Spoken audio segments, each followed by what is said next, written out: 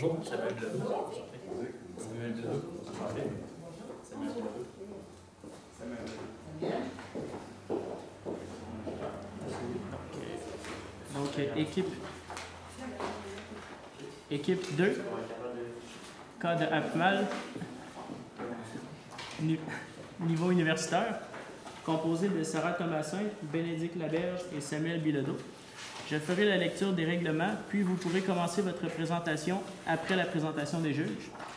Le temps commence dès que l'un de vous débute la présentation. La durée de la présentation doit se situer entre 15 et 20 minutes. Une pénalité d'1 point par 30 secondes manquantes vous sera imposée. Le décompte du temps vous sera indiqué à l'aide de cartons lorsqu'il restera 10 minutes, 5 minutes, 1 minute et 30 secondes. Le décompte des 10 dernières secondes sera effectué à l'aide de mes mains. La présentation sera alors terminée. Les juges ont droit à une période de questions d'une durée maximale de 5 minutes. J'invite maintenant les juges à se présenter. Marie-Josée Roy, du département de management. Margaret Schmidt, département de management. Philippe Grelon, département de management. Jean-Mi Bogossian, département de management. Je vais juste avant de. Je vais essayer de tester le cas. Juste parce que ça fonctionne bien.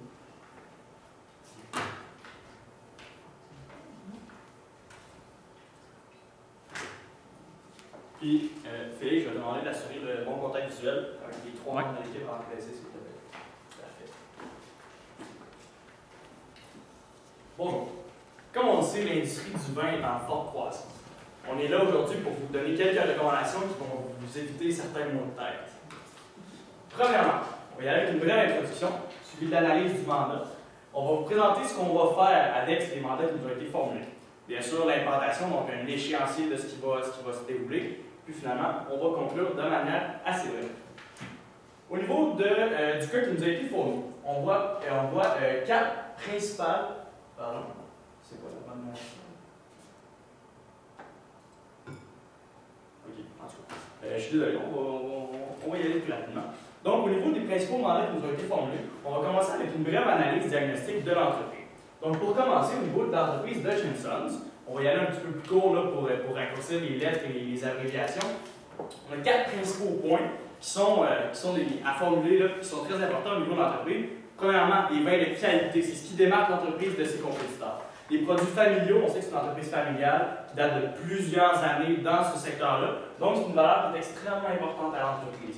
Également, la dimension humaine. On sait une entreprise familiale, plusieurs générations différentes. Donc, c'est un point qui est également important à ce niveau-là. Et finalement, on s'assure toujours de bien répondre aux besoins des consommateurs. Donc, bien sûr, on sait qu'on est une entreprise d'importation de vin aux États-Unis. Alors, on va s'assurer de répondre aux besoins des consommateurs, de cibler c'est quoi ces besoins-là pour choisir les produits qui sont à importer. Au niveau de Yellowtail, qui est le produit fort de l'entreprise en tant que tel, on parle d'un produit également qui provient d'une entreprise australienne, également axé sur des valeurs familiales. Donc, extrêmement important à ce niveau-là parce que ça vient rejoindre les valeurs ainsi que les objectifs, la mission de notre entreprise à ce niveau-là. Un vin à partager entre amis qui est également très important, si on vient rejoindre encore là les valeurs familiales, le bonheur de consommer du vin à ce niveau-là. Un grand vin qui plaît à tous, ce qui est également très important. Puis également, les valeurs qui sont associées à ce produit-là sont un produit frais, abordable, aromatique et ayant sa propre personnalité. C'est des points qui sont très importants à prendre en compte. Au niveau du marché du vin aux États-Unis, on parle de quelques opportunités là, à ce niveau-là, principalement au niveau du conservatisme de prix. On sait que la crise économique actuelle fait en sorte que les consommateurs se replient vers un produit qui est un petit peu moins dispendieux. Donc, c'est ce qui justifie le conservatisme au niveau des prix. Ensuite, le vin de table correspond à près de 80% de la consommation de vin aux États-Unis, ce qui est également non négligeable, bien sûr. Consommation de vin en hausse depuis 1991, on parle d'une hausse vertigineuse à ce niveau-là au niveau de la consommation de vin. Quelques effets bénéfiques sur la santé qui ont récemment été prouvés par des études scientifiques, qui est un point majeur également à considérer quant au désir de la clientèle. Et finalement, l'effet Australie. Le vin Yellowtail qui provient de l'Australie, donc c'est un point important qui pourrait être analysé au niveau de notre plan marketing qu'on va aborder plus tard. Au niveau des risques, quelques risques présents sur le marché. La conjoncture économique actuelle, bien sûr, qui fait en sorte que les consommateurs vont aller chercher une tendance à moins consommer de vin, à moins consommer de produits luxueux. On va aborder ça de manière plus approfondie là, plus tard. Risque environnemental, on parle d'utilisation de pesticides et d'engrais dans la production de vin. Les tendances environnementales, les tendances vertes également qui sont à considérer. La réduction des dépenses qui est important, donc au niveau des dépenses des ménages qui vont grandement là, réduire leur consommation en produits de luxe. La croissance du PIB qui est nulle dans le contexte économique actuel, bien sûr, là, au niveau de plusieurs pays similaires aux États-Unis également. Et finalement, les autorités législatives. Donc, plusieurs lois, plusieurs règlements très spécifiques, très stricts à suivre au niveau de la consommation, de l'étiquetage, de l'embouteillage de vin. Donc, c'est des éléments là, qui sont à prendre en compte à ce niveau-là. Pour l'entreprise en tant que telle, on parle de produits de qualité supérieure qui fait la marque du produit, qui fait la marque là, de l'entreprise. La connaissance de l'industrie par la direction, ça fait plusieurs dizaines d'années que la direction de l'entreprise œuvre dans ce milieu-là. On parle d'une connaissance approfondie du marché vinicole. Également, au niveau de la valorisation de la marque qui est extrêmement forte pour l'entreprise. On parle d'une marque bien établie, solide, qui fait la réputation de l'entreprise. Le taux de croissance des ventes est très élevé, puis comme j'ai mentionné, l'image de marque est extrêmement forte. Quelques petits points qui vont être améliorés, qu'on a soulevés, mais bien sûr qu'on va vous soutenir et qu'on va aider à passer au travers de ces points-là pour être sûr d'assurer la pérennité de l'entreprise.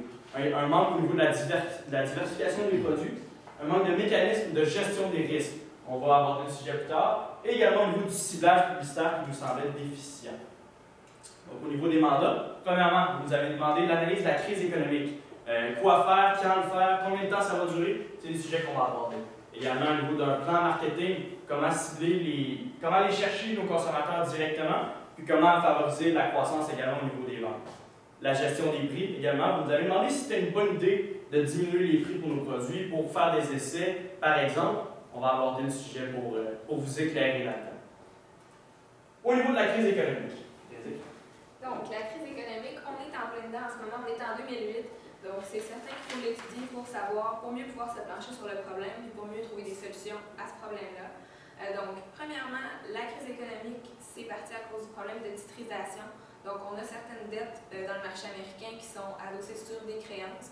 Donc, ça, c'est quelque chose qui a fait en sorte, avec les années, que, dans le fond, l'opacité de ces créances-là, qui sont très complexes, a brimé la confiance que les investisseurs avaient dans le marché économique. Donc, c'est pour ça qu'aujourd'hui, les investisseurs n'ont plus confiance dans le marché économique. Donc, c'est pour ça que tout s'écroule en ce moment, puis que plus rien ne fonctionne. Donc, il faut trouver des solutions à ça. Les impacts, c'est vraiment l'incertitude sur les marchés. Donc, plusieurs titres ont la volatilité qui est vraiment beaucoup augmentée cette année. Puis c'est vraiment comme ça qu'il va falloir essayer de pallier les risques qui contribuent à notre entreprise. Pour les solutions, souvent les gens vont se diriger vers les valeurs refuges. On pense aux devises qui sont vraiment plus traditionnelles. Par exemple, aussi le franc suisse ou des devises comme ça là, qui sont plus chères. Donc, on pense qu'ils sont un peu moins volatiles par défaut. Sinon, on a aussi bien sûr les classiques comme l'or ou les indices sur les marchés boursiers. Puis, on va vraiment plus axer notre gestion de nos liquidités vers l'épargne. Et on a aussi une aide gouvernementale donc, qui est disponible en situation de crise comme ça. Donc, la Fed, c'est l'équivalent de la Banque centrale du Canada, mais aux États-Unis. Donc, il va venir mettre en place des méthodes pour faire baisser les taux d'intérêt, essayer de stimuler la croissance économique le plus possible et d'autres procédés comme ça là, donc, que la Banque centrale aux États-Unis va mettre sur place pour aider les entreprises à continuer pendant la crise. Alors, bien sûr, on se demande quels sont les impacts au niveau du consommateur de cette crise économique. Notre consommateur typique, consommateur de vin à ses heures, bien sûr. On parle d'une réduction au niveau de la consommation. Comme j'ai abordé plus tôt, le pouvoir d'achat des consommateurs, des clients, est diminué par la situation économique actuelle. Donc, on remarque une réduction de la consommation. On remarque également une augmentation au niveau de l'épargne, donc qui vient un peu avec le fait de la réduction des dépenses des ménages en situation d'incertitude économique. C'est souvent l'option qui est plus envisagée. On parle également d'un sentiment d'insécurité envers les marchés financiers, donc c'est un sentiment qui est partagé par les consommateurs également. Quel va être l'impact au niveau de notre entreprise, de votre entreprise? On parle d'un impact au niveau de la gestion des liquidités qui est extrêmement importante en situation de crise afin d'assurer la survie et également la continuité des opérations, la continuité des affaires de l'entreprise. Être en mesure d'absorber une diminution des ventes. On va essayer de la minimiser, cette diminution des ventes-là, mais il va également falloir être en mesure d'en absorber une certaine partie. On le sait, on n'est pas des magiciens, donc il va falloir faire avec la situation économique actuelle. On parle également de favoriser une diversification des produits qui va permettre de faire en sorte que si un de nos produits phares est impacté de manière plus importante par cette diminution-là, on va être en mesure d'absorber cette réduction-là. Au niveau de la gestion des liquidités. Donc, pour gérer un petit peu mieux nos liquidités, on s'est dit qu'on allait plutôt préférer les bons de trésor, les treasury bills, donc les titres gouvernementaux qui n'ont pas beaucoup de volatilité, même en période de crise. Donc, c'est vraiment vers ça qu'on s'en irait pour essayer d'avoir le plus de sûreté possible dans notre portefeuille. Puis ensuite, les safe haven, donc comme j'ai dit, là, les valeurs refuge, l'or, des titres comme ça qui sont plus sûrs. Ensuite, toujours s'assurer d'avoir les liquidités nécessaires en banque. Donc, c'est clairement avec une bonne planification des coûts qu'on pourrait y arriver. C'est certain que si on utilise un peu des produits dérivés, on est capable de fixer tout de suite le coût auquel on va acheter nos importations dans le futur, même s'il y a de la volatilité, même si peu importe ce qui se passe, on va être capable de savoir tout de suite à combien on va les acheter dans 1 an, dans 2 ans, etc. Donc, c'est vraiment comme ça qu'on peut mieux prévoir nos liquidités en fonction de ça. Et ensuite, finalement, vérifier notre contrôle des coûts s'il est suffisant, s'il est efficace. Donc, consulter les ratios comptables, surtout les ratios du fonds de roulement, les ratios de liquidité, qui vont être très, très, très importants à garder à notre œil pour être certain qu'on a les liquidités suffisantes. Et si c'est le cas, si on a en effet les liquidités suffisantes, ou si notre entreprise performe bien à ce niveau-là, on pourrait éventuellement s'interroger sur les acquisitions qui pourraient être faites dans le futur. On parle de diversifier notre portefeuille d'activités, ça pourrait être quelque chose dans cette optique-là qui pourrait être intéressant pour notre compagnie, toujours dans une optique d'essayer de dépasser un petit peu nos concurrents, un concurrent particulier qu'on aimerait surpasser, donc ça pourrait être dans cette optique-là. Maintenant, on va entamer la gestion des risques. Dans toute bonne entreprise, on se doit d'avoir un processus de gestion des risques qui est en place, qui est efficient, qui va nous permettre, surtout dans un contexte de crise économique comme on traverse présentement, qui va nous permettre finalement d'assurer la pérennité de l'entreprise. Donc, on a soulevé quelques risques, les risques qui sont les plus importants, qui risquent le plus d'impacter la rentabilité de votre entreprise. On vous propose également quelques outils de gestion donc pour pallier à ces risques-là. C'est un des outils principaux qu'on vous propose donc pour pallier à cette crise économique-là, qui, par le fait même, je le souligne, on pense qu'il ne va pas perdurer donc à long terme. Une crise économique, les gouvernements en place vont éventuellement mettre en place des politiques monétaires, fiscales, qui vont faire en sorte que les ménages vont éventuellement se remettre à consommer. Donc, ne vous inquiétez pas trop à ce sujet-là. Oui, on veut bien gérer actuellement les risques, on veut bien gérer actuellement tout ce qui va nous permettre d'avoir une bonne rentabilité, mais à plus long terme, éventuellement, considérant les produits que vous avez, la force de votre marque, de votre réputation que vous avez mis en place, on considère qu'à plus long terme, si ça va se rétablir, vous allez pouvoir continuer de miser sur vos forces d'entreprise.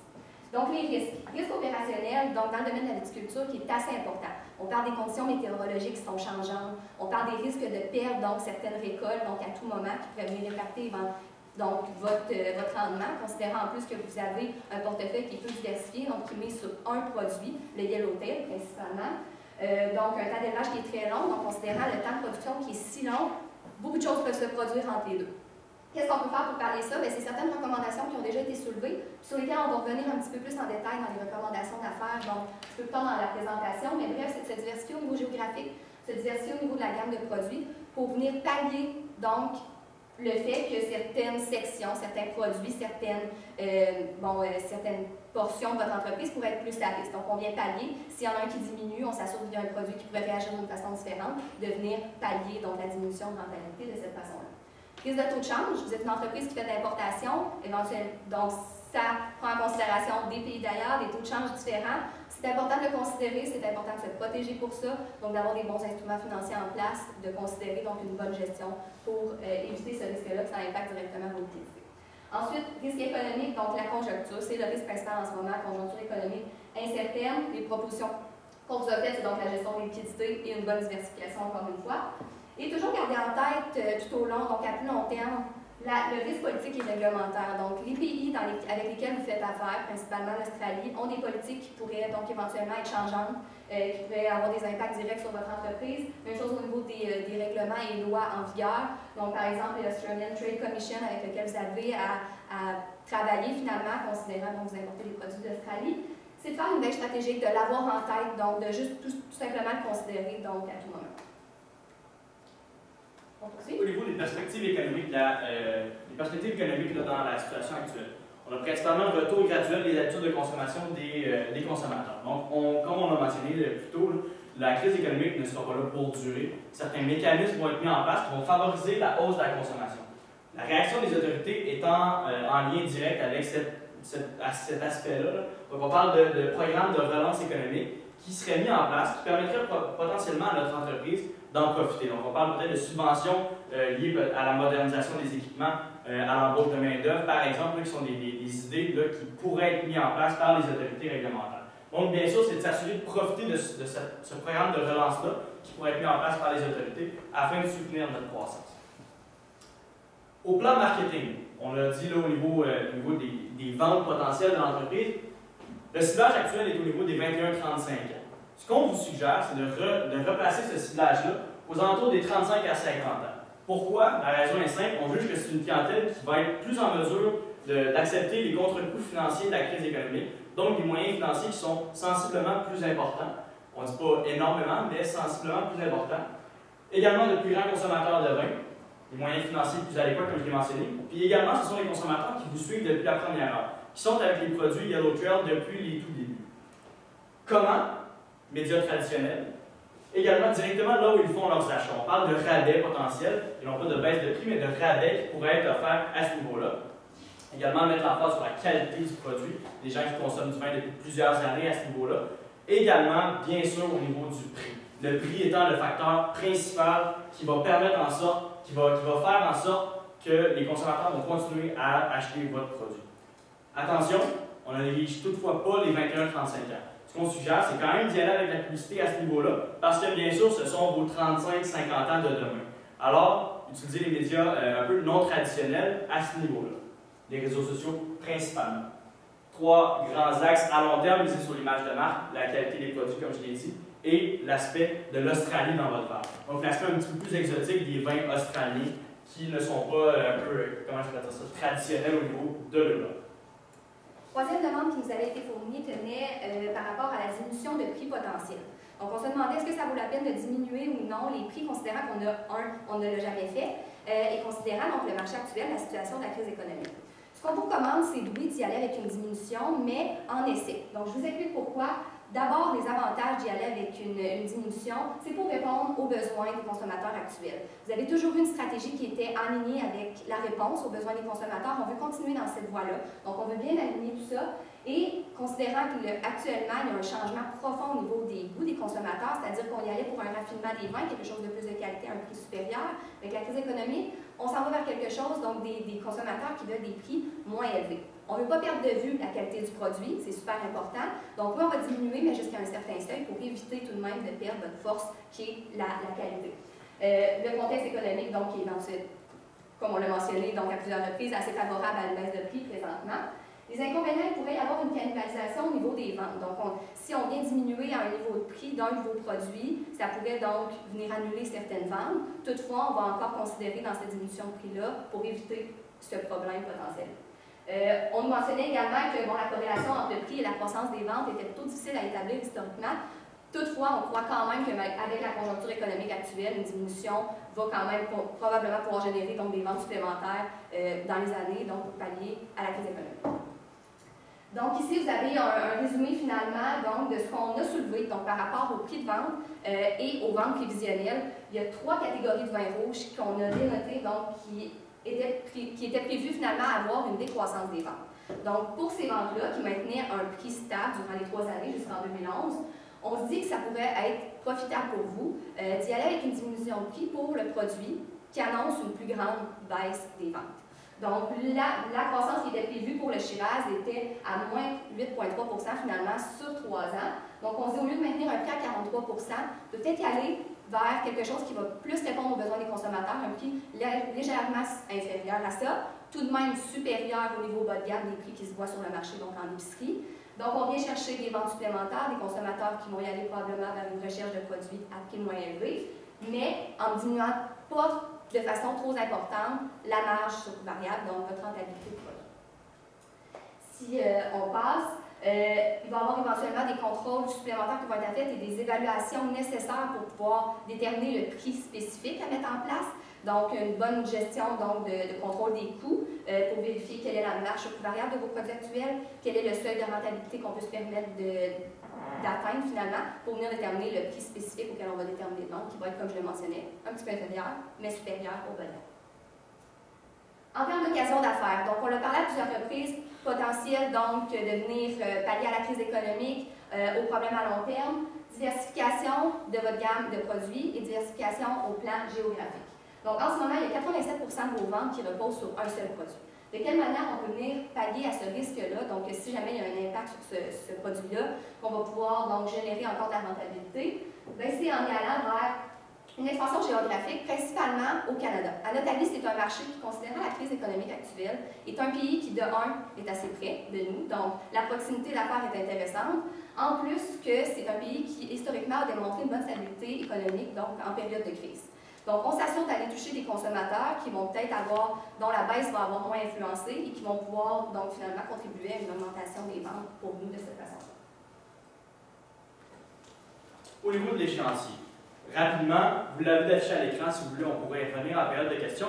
On vous a suggéré un échéancier à faire à court terme, à moyen terme, ainsi qu'à long terme. Donc, en retour sur les mandats qui nous ont été proposés, on suggère une baisse de prix au niveau d'un essai, qu'on vous suggère de faire sur 3 types de vins différents. Gestion de la crise économique, bien sûr, gestion des risques, gestion des liquidités. Ensuite, au niveau du plan marketing, recibler vos besoins, recibler la publicité au niveau des 35-50 ans qu'on voit qui pourrait être extrêmement bénéfique pour votre entreprise. Et finalement, miser sur le développement durable, l'aspect vert des produits, qui va être extrêmement important à utiliser, puis également sur la saine gestion et la responsabilité sociale de votre entreprise. On va être prêt à répondre à vos questions.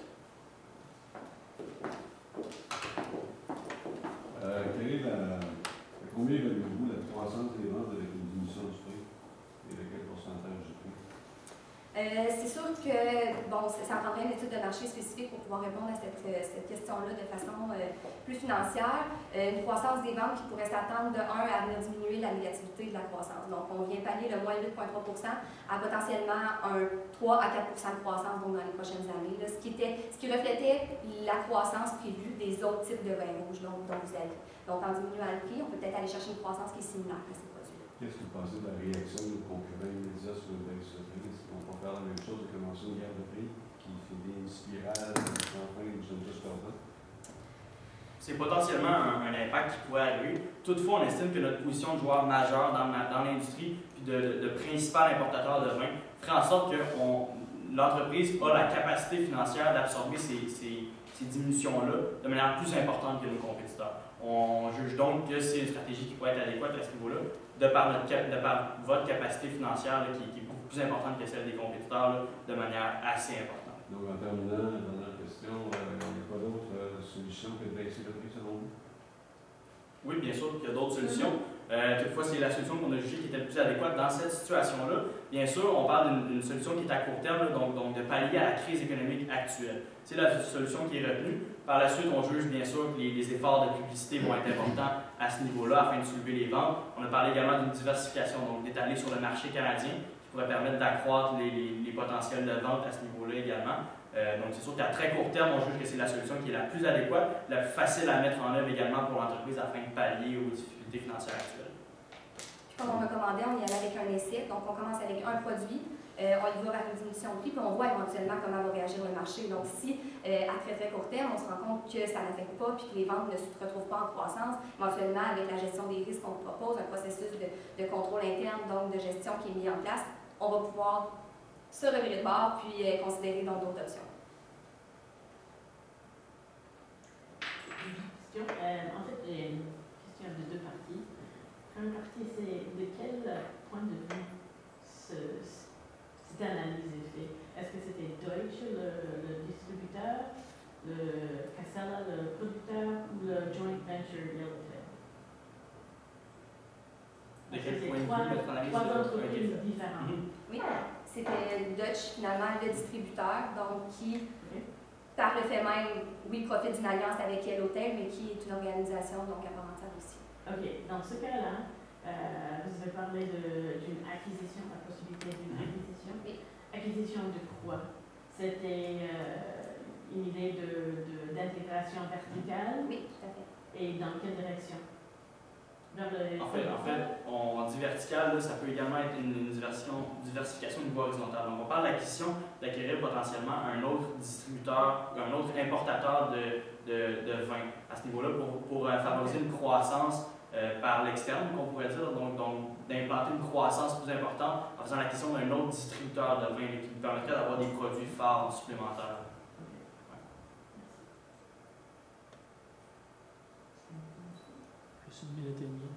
Quand vous parlez justement dans les premières étapes, quand vous parlez du vin de qualité, vous vous considérez dans quel groupe stratégique?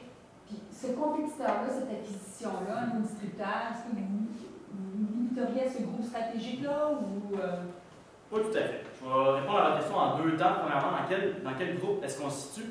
On trouve, en fait, pas on trouve pas, on offre des vins de produits moyens de gamme, assez de qualité, mais dans une gamme de prix qui se situe dans des produits bas de gamme. C'est là l'avantage concurrentiel que l'entreprise a principalement à ce niveau-là, parce qu'on est capable d'offrir un vin de qualité à un prix inférieur à nos compétiteurs. Deuxièmement, l'acquisition, qui est une des solutions qu'on envisage potentiellement, là, ce serait des vins, c'est bien sûr, il y a plusieurs vins, plusieurs catégories qui sont offertes, mais on viserait un vin qui est à peu près dans la même gamme de produits, parce que c'est une gamme qu'on connaît bien, parce qu'on est en mesure d'offrir également des prix qui sont dans le même range de prix, excusez-moi le terme, mais qui sont dans le même secteur, donc c'est ce qu'on favoriserait là, à ce niveau-là. En fait, les questions étaient... J'avais les mêmes questions.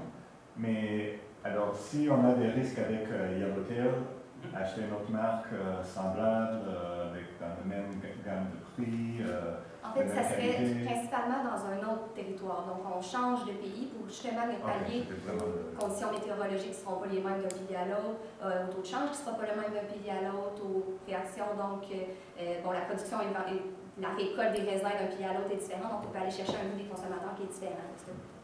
Donc, les questions sont finies. On peut faire notre réponse? Rapidement. Okay. Donc, c'est également pour, afin d'assurer une diversification, on parle de près de 90% des ventes totales d'entreprises qui sont avec une seule gamme de produits. Donc, on viendrait juste simplement diversifier l'offre de vin.